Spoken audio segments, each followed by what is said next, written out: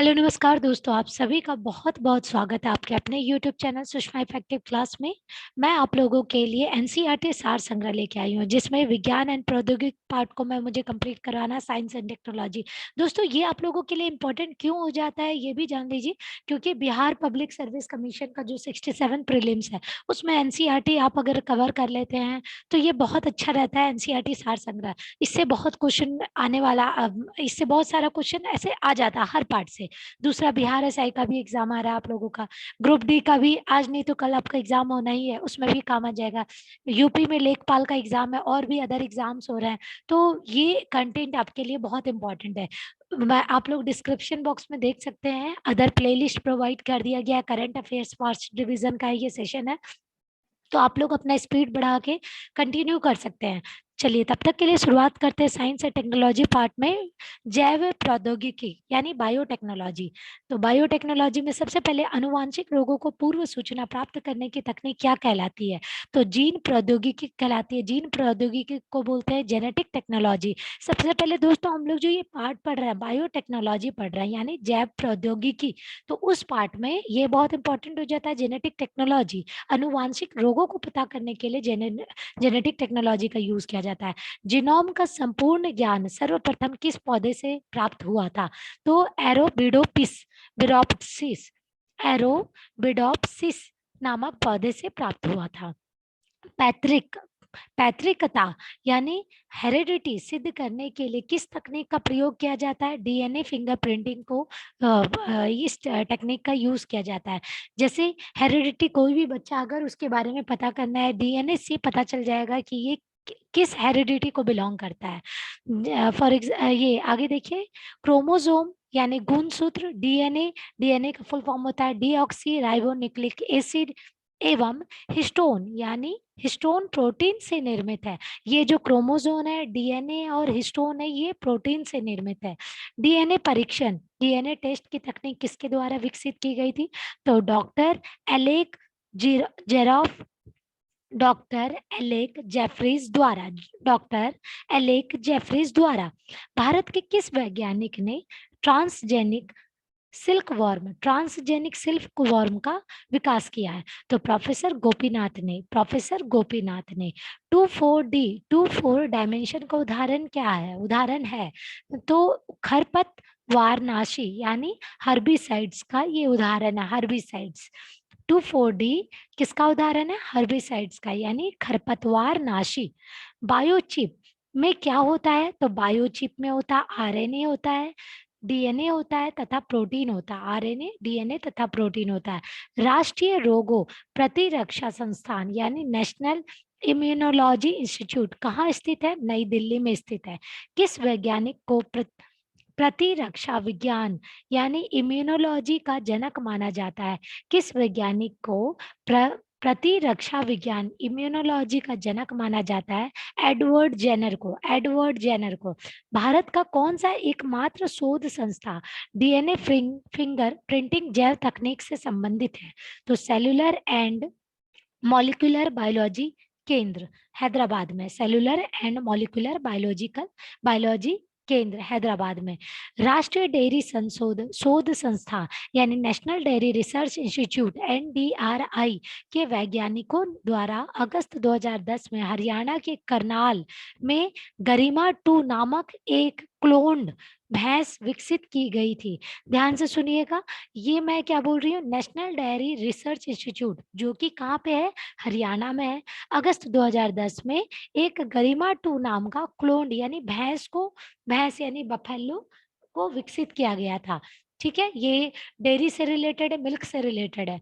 चलिए देखिए, एक जैसी जैविक रचना जो एकमात्र जनक यानी माता अथवा पिता से अलैंगिक विधि द्वारा उत्पन्न होती है, क्या कहलाती है? क्लोन कहलाती है।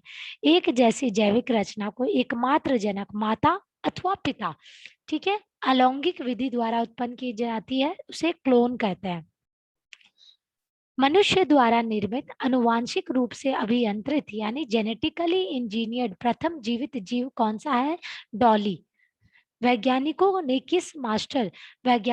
किस मास्टर जीन की खोज की है जो अनेक प्रकार के कैंसर के लिए उत्तरदायी माना जाता है? तो यूटीएक्स जीन। विश्व स्तर में प्रोग्राम मानव जीनोम परियोजना ह्यूमन जीनोम प्रोजेक्ट का उद्देश्य क्या है? मानव जीनों और उनके अनुक्रमों की पहचान और मानचित्र करना। ठीक है, चलिए। टेस्ट ट्यूब बेबी यानी परख नली शिशु के जन्म के लिए निषेचन यानी फर्टिलाइजेशन कहाँ किया जाता है? तो माता के शरीर के बाहर किया जाता है। ठीक है, टेस्ट ट्यूब बेबी।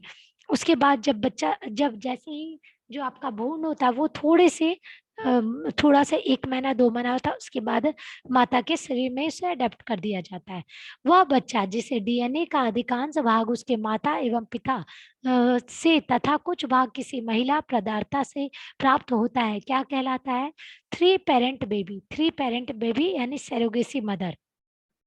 किस वैज्ञानिक ने को सूजन निकी यानी यूजेनिक्स का जनक कहा जाता है?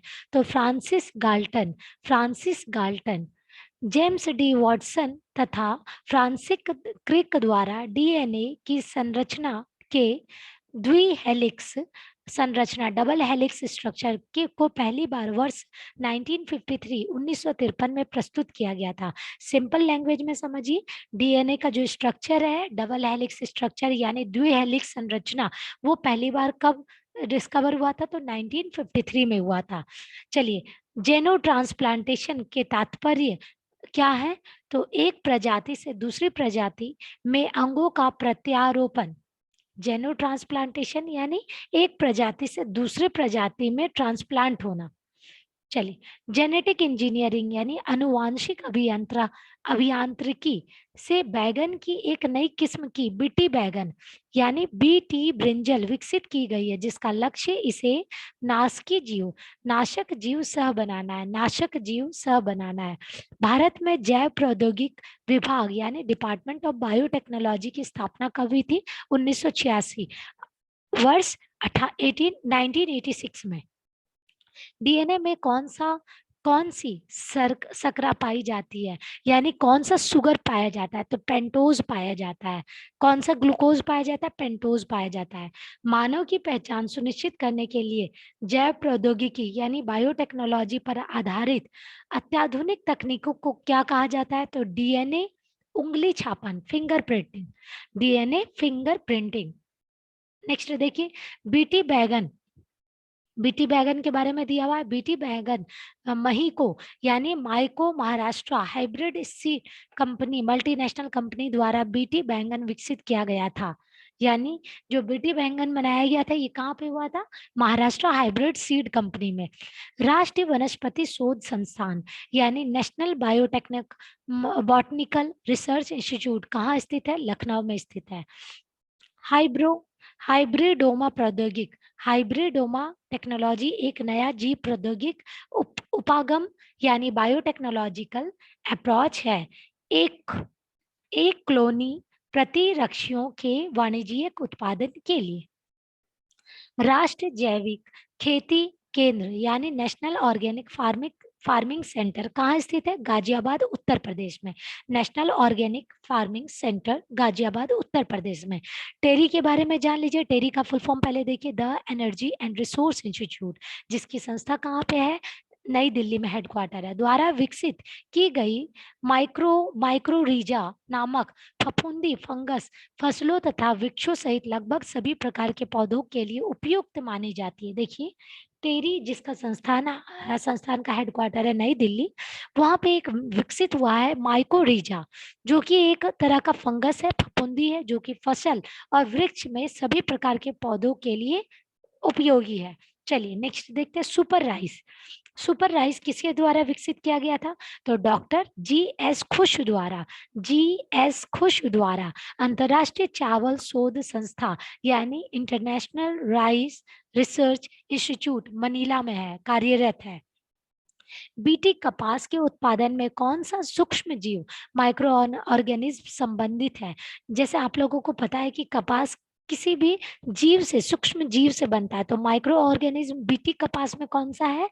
तो बैसिलस थूरिंग रिंगिनस। देखिए अगर आप लोगों को हिंदी में नहीं समझ में आ रहा तो आप लोग यहाँ भी देख सकते हैं। बैकिलग्स थूरिंग जीनिसस जीनेसिस नामक जीवाणु से 3 अगस्त 1994 यानी 3 अगस्त 1994 को डॉक्टर वेणुगोपाल के नेतृत्व में अखिल भारतीय आयुर्विज्ञान संस्था all India institute of medical science AIIMS नई दिल्ली में प्रथम सफल हृदय प्रत्यारोपण हार्ट ट्रांसप्लांट किया गया था। यानी देखिए 1994 में डॉक्टर वेणुगोपाल द्वारा हृदय हार्ट ट्रांसप्लांट हृदय प्रत्यारोपण किया गया था। कहाँ पे? एम्स नई दिल्ली में। कायिका कोशिका न्यूक्लियर अंतर कायिका देखिए कायिका कोशिका न्यूक्लियर अंतरण प्रौद्योगिकी SCNT का प्रयोग किस कार्य के लिए किया जाता है? शारीरिक व अनुवांशिक रूप से क्लोन जीव तैयार करने में, यानी सेरोगेसी में इसका यूज किया जाता है। कायिक कोशिका न्यूक्लियर अंतरण प्रौद्योगिकी किस जीव के उसकी पहचान शारीरिक और व्यवहारिक गुणों के आधार पर सत्यापित करने की तकनीक को क्या कहते हैं? तो बायोमेट्रिक्स कहते हैं। बायोमेट्रिक्स 25 नवंबर 2007 को केंद्र सरकार द्वारा centre for cellular and molecular biology Hyderabad में देश के पहले स्टेम सेल टेक्नोलॉजी और पुनरुत्पादक औषधि रीजेनरेटिव मेडिसिन पर चिकित्सीय अनुसंधान केंद्र स्थापित किया गया है। 25 नवंबर 2007 को हैदराबाद में सेल्यूलर एंड मल्टीकुलर बायोलॉजी का मतलब उद्यापन हुआ है, जो कि स्टेम सेल टेक्नोलॉजी और रीजेनरेटिव मेडिसिन पर काम करेगी। चलिए नेक्स्ट हम लोग देखते हैं। भारत में पोलियो वैक्सीन का निर्माण किसके द्वारा किया गया था? तो Bharat immunological and biological corporation Bulandshahr द्वारा किया गया था, जो कि उत्तर प्रदेश में है। प्रसव पूर्व एमिनो सेंटेसिस विधि से भ्रूण का लिंग ज्ञात किया जाता है। देखिए एमिनो सेंटेसिस से भ्रूण का लिंग ज्ञात किया जाता है, पता चलता है 3 महीने में कि जो भी माता के अंदर में भ्रूण है वो मेल है या फीमेल है। राष्ट्रीय कोशिका विज्ञान केंद्र नेशनल सेल साइंस सेंटर कहाँ स्थापित है? पुणे महाराष्ट्र। शरीर की उन कोशिका को क्या कहा जाता है जिनमें शरीर की किसी भी प्रकार की कोशिकाओं का विभाजन तथा विशिष्टीकरण की क्षमता और जो कई गंभीर बीमारियों पर शोध का केंद्र बिंदु है। कई कोशिकाएं कहते हैं सोमेटिक सेल्स कहा जाता है। इंस्टीट्यूट ऑफ माइक्रोवियल टेक्नोलॉजी कहाँ स्थित है? चंडीगढ़ में। उंगलियों के निशान को बहुरंगीय सतह पर उभरने हेतु किस रसायन का प्रयोग किया जाता है? फ्लोरोसेंट पाउडर का प्रयोग किया जाता है। जैसे आपका कहीं भी मान लीजिए क्राइम में, जो भी क्राइम वाले ब्रांच के होते हैं, अगर किसी में भी जो आपका विक्टिम्स होता है उसको अगर कोई कुछ भी हार्म पहुंचाया जाता है, तो जो कोई भी अगर आपको वहां पे वेपन्स मिल रहा है उसमें फिंगरप्रिंट्स आ जाता है, तो फिंगरप्रिंट्स को उभारने के लिए फ्लोरोसेंट पाउडर का यूज किया जाता है। ऐसे सूक्ष्म यानी इतने छोटे जीव जिनका प्रयोग करके पौधों को पोषक तत्वों की प्राप्ति कराई जाती है, उसे क्या कहते हैं? जैव उर्वरक कहा जाता है। जैव उर्वरक। राष्ट्रीय पादप जैव प्रौद्योगिकी केंद्र national plant bio technology centre कहाँ स्थित है? नई दिल्ली में स्थित है। नेशनल प्लांट बायोटेक्नोलॉजी कहाँ स्थित है? नई दिल्ली में स्थित है। चलिए आगे हम लोग देखते हैं। लखनऊ में विश्व का दूसरा तथा एशिया का प्रथम डीएनए बैंक कहाँ स्थापित किया गया है? लखनऊ में, यानी यूपी लखनऊ में दूसरा डीएनए बैंक स्थापित किया गया है। बायोटेक पार्क में किया गया है। जब कोई जीन एक या दो से अधिक भिन्न भिन्न लक्षणों को एक साथ नियंत्रित करता है तो यह स्थिति बहुप्रभावित मल्टीपोलरिटी कहलाता है। सुनहरे धान में बीटा कैरोटीन सुनहरे धान में बीटा कैरोटीन निर्माण करने वाले जीन को किस नाम से जाना जाता है? तो फाइटोन सिंथेज तथा फाइटोन